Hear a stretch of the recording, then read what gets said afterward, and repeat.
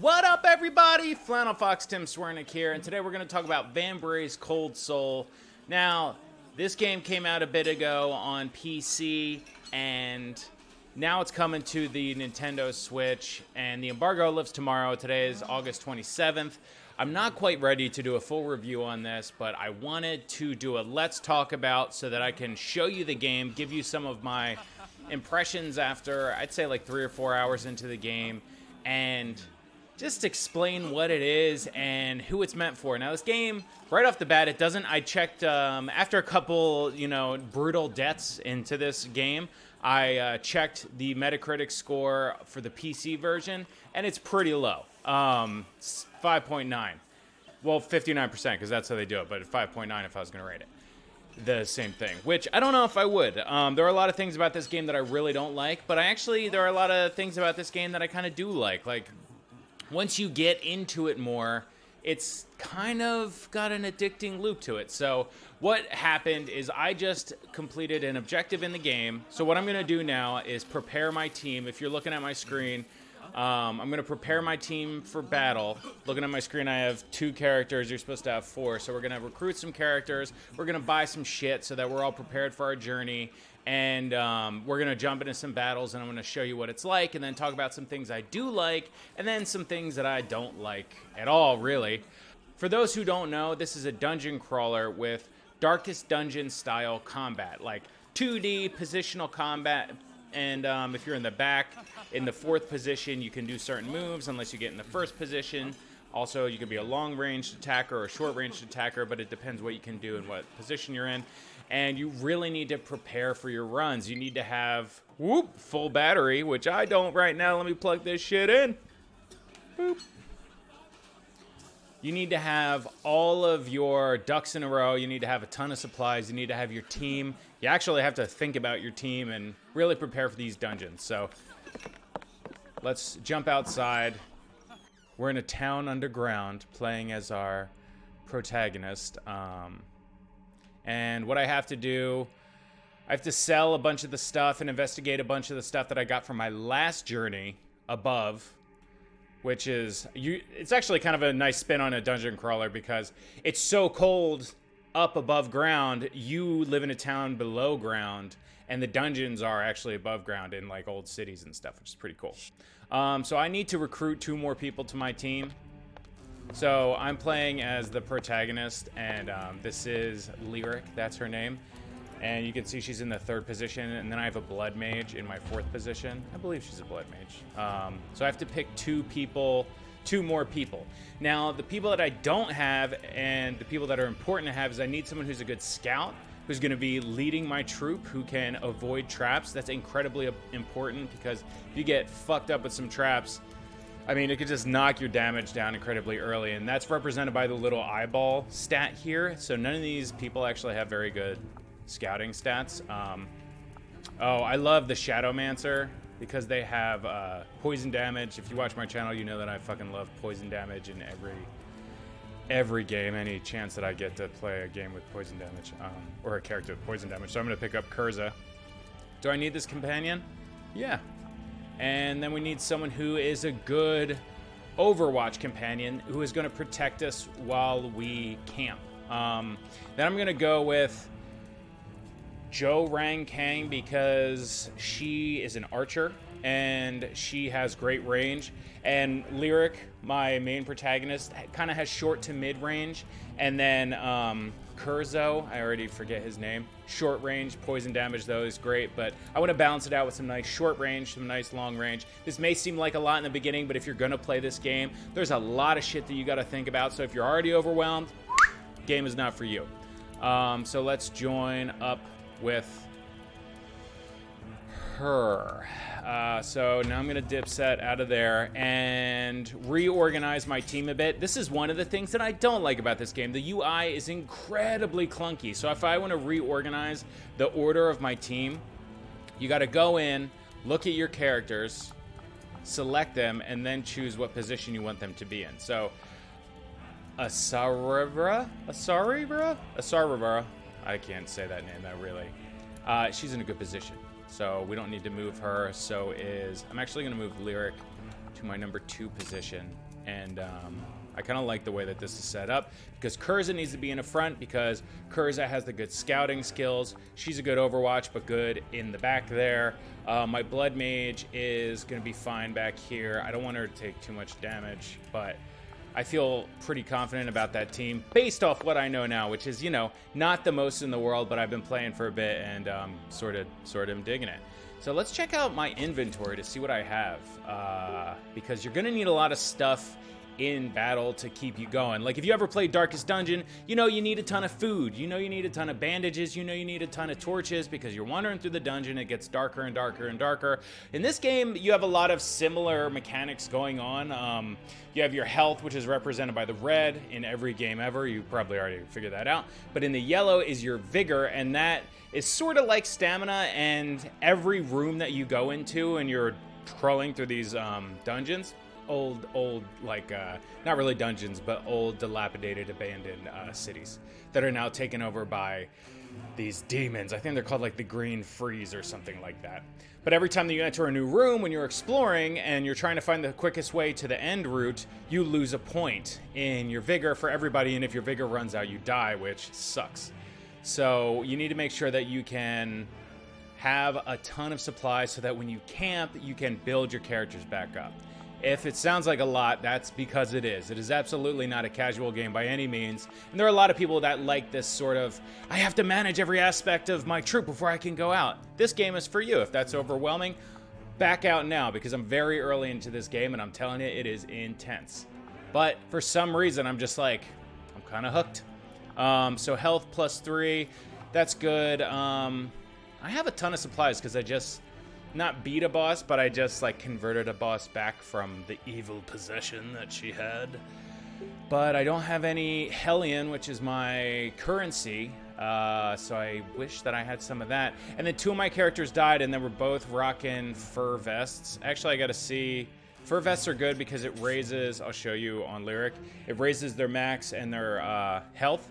I need to get a better vest for Lyric, but I had 2 more vests, and they're 200 Hellion each. And I lost them because they were being worn by characters that died. So that sucks. So what we got to do real quick is go sell some of the shit that we got, buy some more supplies for this journey, and then let's get into some combat so I can show you what the dungeon crawling is like and what the battle is like.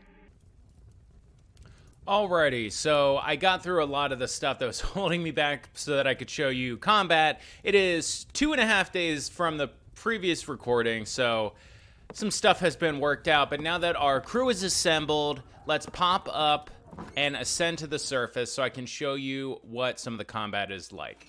I did switch outfits, and now I have a skull outfit. In the bustier region. I don't know the proper terminology, but you can see it's a little bit of a different outfit that I change into. Now we are ascending to the surface so I can go through some of the combat, and then I can show you some of my woes with this interface, which I really hope that if they make a second game that they really make the interface a ton more intuitive because it is incredibly lacking. So we will see. All right. So let's do this thing. Everything's telling us to go to the left. I haven't been in this level before, so let's see what happens when we try to go to the left.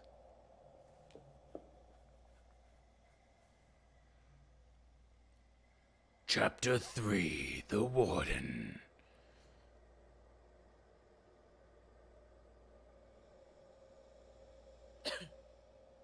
Another frost fence. I wondered how long the survivors had been cornered like this. I'll knock down every wall they put up. She uses her Vambrace to get through the cold blocked walls, the walls that are blocking this town to keep them underground. Uh-oh. It's like we're about to have a battle, which is perfect. Whoa, who the hell is this? Search all these miserable wretches. Creepy. Good character design. Green flame. He's close. I can smell the stench of that cowardly traitor. What's this? I detect the scent of another. So sweet, so close, fresh prey still roam these wastes after all. Mistress Feroza, the deserter, was not among them. Then move out and gut anything that breathes. You heard the mistress. We can't afford to have those documents falling into the hands of the Guardians. Let's go! We're gonna fight these fools, or what? Huh? You received a page of the Codex. Yeah? I've received a ton. They don't tell me all too much. All right, so this is the little overworld map into combat, where you can pick which route to go.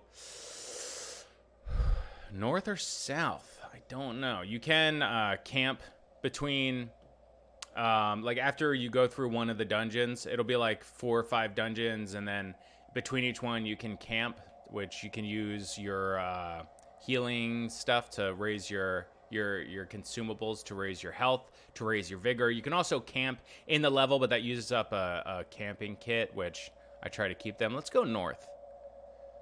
Especially because we see a little... I see red down here, and I see a little green up here. Not that that means anything at all, but I'm just going to go with my gut. So now that we're in here, I just pressed up on the interface. You can see in the bottom right, up brings me to my map. Now, what you got to do is try to get to the exit by working your way through these different rooms. And you want to do it in the least amount of rooms as possible. Every room that you enter, your vigor for all your characters drops down 1. So if you just continue to wander around, you're gonna die. Because when your vigor goes down, you're dead. So we also want to change the order. I want my, I forget the creepy, evil-looking dude's name. But I want him to lead because he's my scout. So in this ass-backwards way, I go into here, go to Curza. Now I press A on Curza twice, I guess, because that didn't work. And now I'm switching the order that my characters are leading in. You could just do like a button or a couple button tweaks, but yeah, the interface and the controls are pretty rough. So when you get the red exclamation point, that means you are now in combat. So let's fight. Now the combat's pretty good. It's not as good, while it is set up to be similar to something, similar to Darkest Dungeon. It's not as good as Darkest Dungeon, where if you have attacks that you can only attack your enemies in the first or second position, when they're dead, now it's like third and fourth become the first and second position. So if I'm trying to do a short-ranged attack with Curza here, then right now I can only attack, see where my crosshairs are coming in? I can only attack the first or second position, but when they die, then you can attack the third and the fourth. And I don't know, there's just a lot more complexities in Darkest Dungeon like that. Like in Darkest Dungeon, you would have to then remove their bodies, pull them forward, or just attack them with attacks that can reach like a long-ranged attack and attack them in the third or fourth position. So it's like, it depends on what you're looking for. Personally, I think Darkest Dungeon's a bit better. I also played a bit of Warsaw at PAX East, which was like this, and that combat was more satisfying as well. But this combat is very good. I'm going to back up here. You can see my attacks that I have. I can press X, which will block. I can do A, which it's a melee attack and also will do some poison damage. Now, if I want to see what my attacks do, I'm pressing the wrong button there, but I have to go into my roster by pressing left, and then I can view the attacks. You can't like view the attacks as you're selecting them. So if you're trying to play, it's just another lacking area of the interface. If you're trying to play this game, don't know what your attacks are, when you're actually selecting them, go into your bios and then you can look at what they do. So the Poison Blade is a regular attack. Defend is a regular attack. The B and Y use, I believe it's called Focus, something like that, but you can see the little blue underneath each one of the characters that you build up by defending, but you can use that to use some of your special attacks. So I'm gonna start off with the special attack. Let's just go to the bio just to show you, since we're running through all the stuff here. I'm gonna use a poison bomb. All enemies receive blighted status. Targets suffer 1 health per turn for 4 turns, so they're poisoned for 4 turns. So let's do that. I like starting off there just to give them a bit of start them off with a disadvantage. And the character designs are quite simple. I don't mind it. I really like the character designs. Again, they're kind of similar to Darkest Dungeon. Different, but I like this style of game. And then I'm gonna just follow up with another boom attack with I forget her name, but I'm gonna use her to just lay down some nice damage. And then whenever we get to, you can see at the bottom, it's kind of going down and showing you who's going to attack where. The enemies, like the ticks correspond to the ticks. You can figure that out. But I'm using a lot of my special attacks right now. If I had something that would like cover Kurza, because he's right in the front, he's going to take a lot of damage, I would use that. But instead, I'm going to use my Y attack, which is going to do a melee attack on the first 2 enemy positions. Try to break through them. So we got 1 down, 3 to go. Lyric took a bit of damage there. And I think I'm just going to stick with my regular attack. And who can we work to pick off? Let's go here and see what kind of damage we get. Boom. Dead.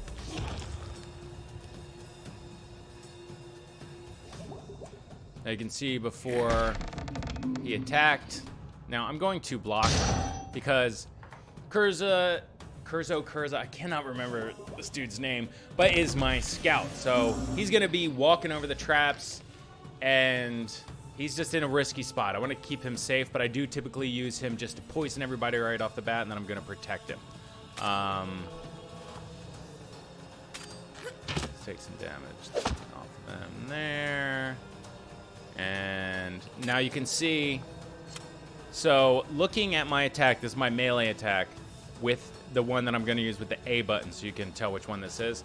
You can see that I can use this in any of the 4 positions to the left, but I can only attack the first 2 positions on the right. So right now, I'm pressing to the right, and I cannot select the character in the 4th position. So I can only attack the character in the 1st position, but you'll see when we go around again, because I'm just going to attack this dude, and he's a wrap. I'll use Lyric to, now I can attack the 4th position, which I don't think should be. I feel like that's kind of like I'm using my melee attack with Kurza.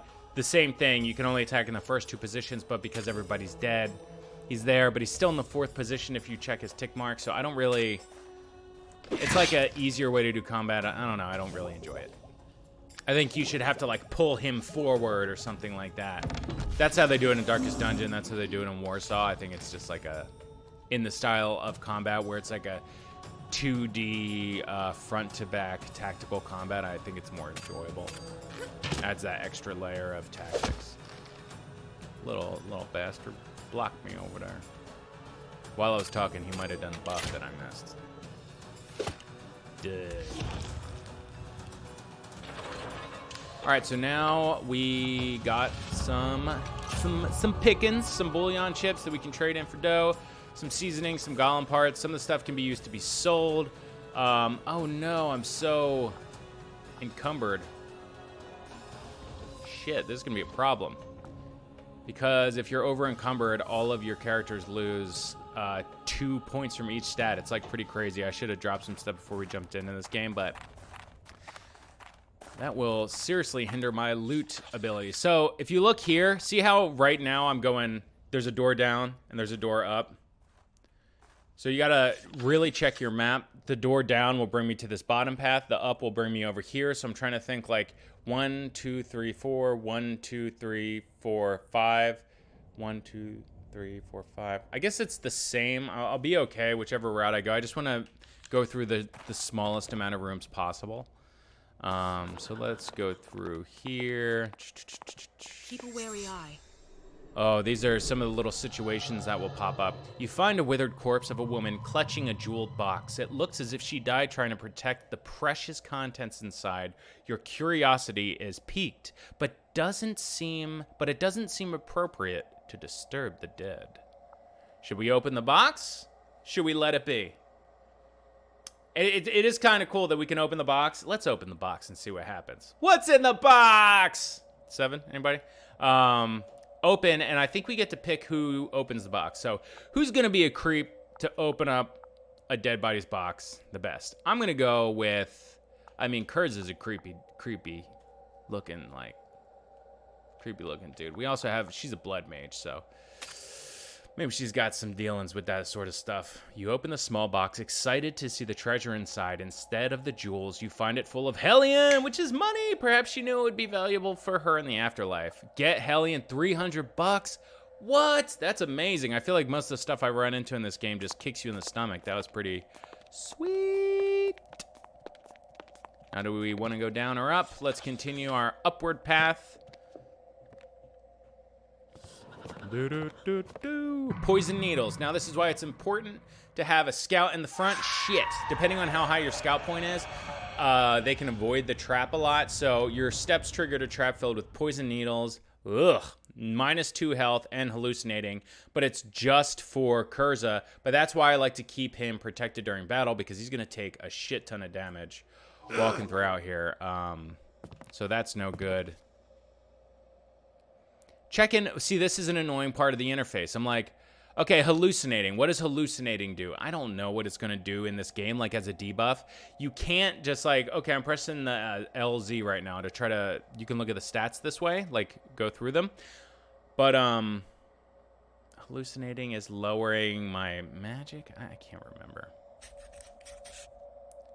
-1 for merchantry. So I have to go back to the bio to figure that out. It's just annoying. It should be a lot easier to do. So we opened up some stuff. We opened up a box here, and normally I would get stuff, but we're so over encumbered. I should have ditched some more stuff before I came into this level. Now you can get mimics, which will attack you and cause damage and other effects. And since I'm over encumbered and I can't carry this loot anyway, I'm just gonna keep it moving. Typically, you want to ditch all your shit before you come into the level, though, because you want to take all the goods that you find and sell them when you're done so that you can upgrade your gear, buy more consumables to keep you alive. Let's check where we are. Do we want to go up? Yeah, let's take this ladder up. And now we don't want to go down because that'll just bring us exactly where we came from, but we want to go over a bit and then down. Now, we could camp here, but we don't need to. And this is, I forget what it's called, like the Geistometer or something like that. This picks up like energy or fear. It has some lore behind it. But as this green reaches the red level in the bottom left-hand corner of the screen, you will get into battles more frequently. Like once that hits red, every single room you go into, you're going to hit a battle. So you want to get out of here before that happens. And I'll show you when we get out of this like section of this little, I don't even know what to call it, of this little crawl. Once we exit out this door, then that will refill, and then we'll start our next little section of the map, and I'll show you what that's like now.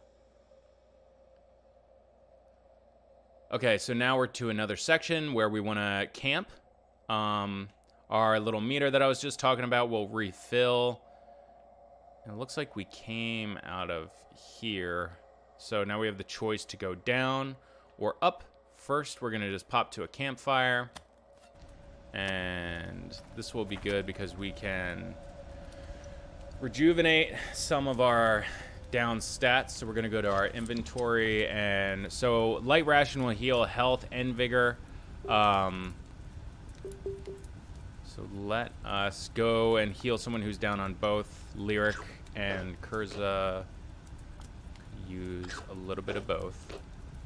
So I'm not going to use my med pouch because I don't think anybody needs 4 health right now. But again, it's pretty annoying to check. I have to go back to bio to see how much health they have. It's just like little shit like that. They really need to smooth out this interface. Honestly, I'm pretty good on all accounts, which sucks because I need to empty out my stash so that I can get some more loot.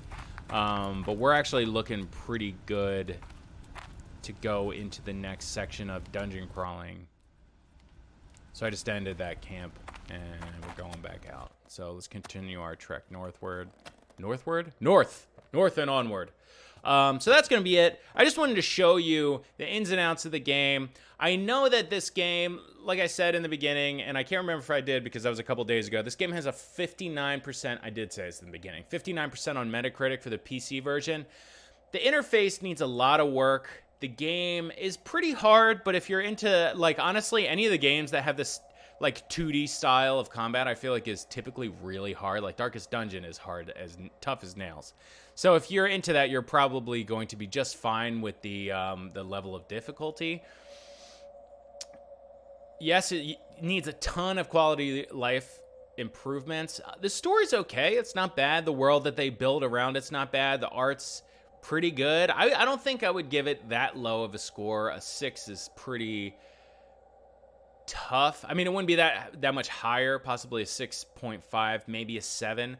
For some reason, it's really grabbed me, and I'd have to really see the game through to see where I ended up. But you know, it's an interesting game. So that's my Let's Talk About Games for Vambrace Cold Soul on the Nintendo Switch. As always, I'm the Flannel Fox, Tim Swernick. And if you like this video, please do me a favor, hit that like button, comment on the video, and hit that subscribe button if you want to see more videos like this. Follow me on Twitter also, because I'm getting better at tweeting by the day. So peep some of the funny shit that I'm saying. And I started doing a lot of polls, which I really like. So yeah. Thanks for watching, and as always, see you next time, Switchers.